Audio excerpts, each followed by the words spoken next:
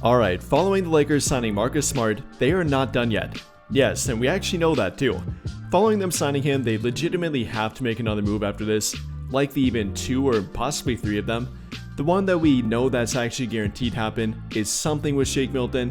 If you're not familiar with the situation with Shake Milton, he does have a completely non-guaranteed contract, having a non-guaranteed $3 million salary for next season, which they need to waive to get further under the first apron, so they can officially and legally offer the contract that they offered to Marcus Smart, that being their full biannual exception amount, worth roughly $12 million over 2 years here, or rather $11 million, scratch that. And like I said, to get that amount, they have to not only waive Shake Milton, or potentially trade him, offload that salary, but then more salary with it. One option for that could be waiving Jordan Goodwin with him. If you're not aware, he has a partially guaranteed contract for next season, having only $25K of his $2.3 million salary guaranteed. So definitely unfortunate for Goodwin here, but that's another viable pathway for the Lakers to get far enough under that first apron. Waiving both Shake Milton and Jordan Goodwin would give them enough leeway, giving them roughly $5.4 million, which would be more than the biannual exception amount, to offer to Marcus Smart and stay below that first apron. And if you're kind of losing me here and not following what I'm saying, with the first apron, they are hard capped at it after using their non-tax pyramid level exception, which they used to sign both DeAndre Ayton and Jake LaRavia. So after they did that, they then became hard capped at that first apron, which is set at roughly $195.9 million next season. At the current moment, they are $900K below that, so yes, they absolutely have to make more moves after this point, getting far enough under that first apron to not only stay below it, but then to offer that biannual exception amount to Marcus Smart here, likely waiving both Shake Milton and Jordan Goodwin. Though that's not the only pathway for them. Instead of waiving them, they could maybe trade them, one or both of them, maybe actually a different player with them. Many people have mentioned the possibility of trading either Gabe Vincent or Maxi Thybulle. That would be a different option for them. They can actually waive Shake Milton and salary dump one of them on top of it, giving them both an open roster spot to sign Marcus Smart, possibly a trade to address their need for a 3-and-D wing, which they have not fully addressed yet, or to simply open up another roster spot to eventually address that need, either through the free agent market, trade market, or with another buyout player, as they've done pretty well with buyout market players so far here, getting both DeAndre Ayton and Marcus Smart through the buyout market. But okay, great. They obviously have options here, but what's the best option for them? Should they simply waive both Shake Milton and Jordan Goodwin and get it done with, using that to then sign Marcus Smart and be completely done with their roster?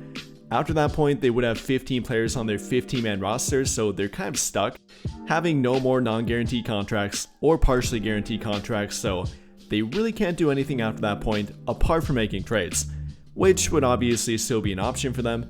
If they want to do that, they certainly can, simply waiving both Goodwin and Milton, signing Marcus Smart, then keeping their trade options open going forward, but it might lose them the at least salary or I guess kind of valuable contracts of Shake Milton and Jordan Goodwin. Might be better off trying to use them through a trade rather than simply waiving them. That's kind of the option here. If they want to go that route, the trade route, or maybe a different option and trading Gabe Vincent and or Maxi Thybulle instead, they do have options here and they'd have to pick one of them, as again, they can't simply sign Marcus Smart without doing something first. So to kind of help you out here and give you a picture of what each pathway might look like, apart from simply waiving Shake Milton and Jordan Goodwin, if they would instead try to trade one or both of them, this is kind of what that might look like. By simply trying to trade Shake Milton, obviously only a $3 million salary here to work with, and we need to actually get rid of most of it, not take back salary in return, so this would be purely a salary dump, which really wouldn't benefit the Lakers that much. At the most, maybe they could get a protected second-round draft pick. I mean, better than nothing, I guess. But I guess the more main objective for that would be getting a trade exception, which they're not likely to use, but again, better than nothing, I guess. Rather than simply waiving him, maybe look to get a protected second-round draft pick and a trade exception with it, which is what that pathway would look like. Or then if they want to trade both Shake Milton and Jordan Goodwin, they could do that and take a small salary back in return, maybe somebody on a second-round draft pick salary, having under a contract or rather salary amount of $2 million next season. If they could find somebody like that, then that could be a viable option for them, trading them rather than waiving them for nothing, getting maybe a younger player back in return for them, maybe a future prospect, or once again, maybe a second round draft pick, or maybe a second round draft pick with a trade exception opened up. That's what that would look like, and that would be the objective with it. Again, not really too much in return and not really a huge benefit of it, but better than simply nothing. However, that would only be the bare minimum trade for them to make, which again is better than nothing. Simply getting maybe a second round draft pick and a small trade exception with it is better than losing them and waiving them for simply nothing. Though they definitely could look bigger here if they want to. Trade actually Shake Milton with a Gabe Vincent or Matisse Thybulle, or potentially even Rui Hachimura if you want to go that far with it. Though I'm not going to talk about and explore that possibility in this video. Like I said though, they definitely could look to trade Shake Milton with a Matisse Thybulle or a Gabe Vincent. And if you've seen the talk going around NBA Twitter, Lakers Twitter, or simply your own ideas I guess, then many have suggested the idea of trading Gabe Vincent, which I will admit does make some sense after signing Marcus Smart here, filling their backup point of attack defender role, kind of giving them a point guard option and a more true point guard option off the bench. Gabe Vincent I guess still kind of has a role with the team, offering a little bit more of 3D backcourt ability, is a better 3-point shooter than Marcus Smart, is a decent backcourt player in general, but I will admit and I would agree that he has a lesser role with the team now, with Marcus Smart now a part of their rotation and a part of their team going forward. So if they want to explore that, they definitely could. Trading Gabe Vincent with Shake Milton together, that could even allow them to keep Jordan Goodwin potentially, if they get rid of enough salary without taking too much back in return here. So yes, that could be a viable option for them, trading those two to a different team and possibly addressing a big need for their team while doing it, that being their need for a 3-and-D wing, which, like I referenced before, I still think they need on their team. Yes, they address their point of attack defender with Marcus Smart, not quite a 3-and-D point of attack defender, but definitely a good defensive-minded addition for their team, but they don't really have that on the wing quite yet. Hopefully that Jake LaRavia can get to that point. Maybe a guy like Dalton Knecht one day can get to that point, but it likely won't be next season.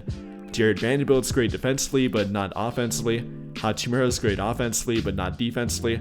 So they definitely have a need for a 3-and-D wing yet, and a true 3-and-D wing. Though the only problem here is that they're not easy to find and usually not cheap to come by. So if we're looking at the trade market or possible trade market, and only trading Gabe Vincent and Shake Milton to get that player, then I only see one real option that would probably be a possibility through that kind of trade, and a guy that actually might be on the trade market. That player being Matisse Thybulle of the Portland Trailblazers, which we've actually heard reports about, one from Brett Siegel of Clutch Points, saying that the Lakers and Blazers could be a team to watch, or rather two teams to watch for a trade, citing the relationship between Rob Pelinka and Joe Cronin, the general manager of Portland, citing their relationship, which maybe could lead to a trade. You know, I definitely wouldn't guarantee it. I think the Lakers and Blazers have only made 2 trades in NBA history between them, so I wouldn't rule it out completely. And if I am making a trade with them, trading Gabe Vincent and Shake Milton, then I definitely would think about trying to trade for Matisse Thybulle. You know, isn't the best 3-point shooter of all time, but has quietly gotten better in the past few years now. Throughout that time frame, had shot above 35% from 3, actually has shot very well from the corner. You know, wasn't particularly healthy last season, but doesn't have a history of durability issues apart from that, so not going to call him an injury-prone player. Only is 28 at this point, only just turned 28, is an elite defender when healthy, is a great point of attack defender, wing defender, defensive playmaker, wreaking havoc on the court, getting in passing lanes, being a defensive pest, pickpocketing guys, so that could be a good option to address their need for a 3-and-D wing. You know, wouldn't quite be an Andrew Wiggins, that could be an immediate and obvious fit for their starting lineup, but it definitely could be a guy to make the rotation fit better in my opinion, a guy to actually fill a need on their team they have left, and a guy that would actually be in their price range for this particular trade package. Offering something like Gabe Vincent, Shake Milton, even throw in Jordan Goodwin if you want to, though Portland wouldn't be able to take all of them through a trade, then offering maybe a second round draft pick, they only have 1 to offer here. Not sure if that would be enough, but definitely would offer that. Maybe at the absolute most a first round draft pick swap here, though I might be a little pressed to do both that and trade Gabe Vincent for Matisse Thybulle, but regardless it would be an option for them, trading them and opening up some salary for Marcus Smart while doing it, while being able to address another need on their team. Again, that being a need for a 3-and-D wing. Now I'm not saying that'll be the only option for their team, simply talking about a trade target that makes sense to their team, a team that's been linked to them via an actual report, and a report citing that they might have a trade between them or might think about a trade between them, and even a player that's been linked to their team via trade report too. Though that report does come from Anthony Irwin, so take it with a grain of salt. Overall though, I think that will be an option for them if they don't want to go the pathway of simply waiving Shake Milton and Jordan Goodwin to sign Marcus Smart, rather trading Shake Milton, maybe with a Gabe Vincent to address a different need for their team, that coming through a guy like Matisse Thybulle. That could be a different option for their team, and definitely one that I will be trying to explore, and one that I do believe that they are trying to explore too. I mean, simply from the fact that they didn't outright waive Shake Milton, you know, we obviously know they're going to make room for Marcus Smart, they're going to open up that payroll space to fit him under the first apron, but they definitely don't want to simply waive Shake Milton for nothing. They're trying to make a trade for him and get some kind of asset back in return for him, whether again it's simply the trade exception and kind of salary dumping him. Doing that is better than simply waiving him for nothing. Maybe a protected second round draft pick, maybe trading him and Jordan Goodwin together, offloading them for maybe a better trade asset. Again, they're trying to get creative here. Rather than simply waiving Shake Milton and Jordan Goodwin to make room for Marcus Smart, they're trying to either make a trade for them, one of them, both of them, combining them with a Gabe Vincent, Maxi Kleber, maybe even a Rui Hachimura, though I doubt it. They're trying to get creative and get something out of their assets, even their smaller assets like Shake Milton and Jordan Goodwin, rather than simply losing them for nothing, which is very good general manager play in my opinion. You know, Pelinka doesn't get too many compliments, but if he can pull this off while also signing Marcus Smart, he definitely is deserving of them, especially after all the criticism he's gotten and after all the negative comments saying that he's done absolutely nothing, even after signing both DeAndre Ayton, Jake LaRavia, getting the draft pick to draft a Duke Thero, and everything in between all that. I think this should turn their perception of a absolutely negative one to one that's a bit more positive in favor of him too, even if you're the absolute biggest hater of Rob Pelinka. I mean, let's be honest here, being able to sign not only one, but all three of Jake LaRavia, DeAndre Ayton, and Marcus Smart without giving up a single asset, neither a trade asset or really any kind of asset at all, is some very good work. And even if you want to argue that they fell into his lap, which is really the laziest take possible in my opinion, you know, even factoring in that Luka Doncic is helping recruit them, which is kind of telling of the good relationship between Luka Doncic and the Lakers front office, so even point to that too if you want to.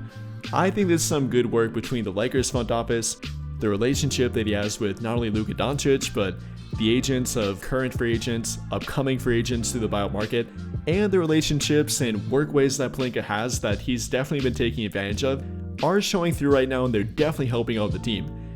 So hate him if you want to. I myself am not the biggest Rob Pelinka fan, but gotta give him credit after all this, especially if he turns the contract of Shake Milton and or Jordan Goodwin into more assets rather than simply losing them for nothing to sign Marcus Smart, which in itself is not a bad thing. But overall here, what do you guys think? How do you feel about the Lakers signing Marcus Smart and still trying to get creative to not only make space for him, but maybe get more assets out of the assets that they're gonna lose to get Marcus Smart? That being either Shake Milton and or Jordan Goodwin and possibly a Gabe Vincent with them. Let me know your thoughts about it and what you think they should do to make that space in the comments down below. But I think that will pretty much do it for this one. And if you enjoyed the video, then I would greatly appreciate it if you dropped a like, subscribe to the channel if you have not already, and hit that notification bell to never miss out when I upload a video. But as always, thank you for watching and have a great day or night.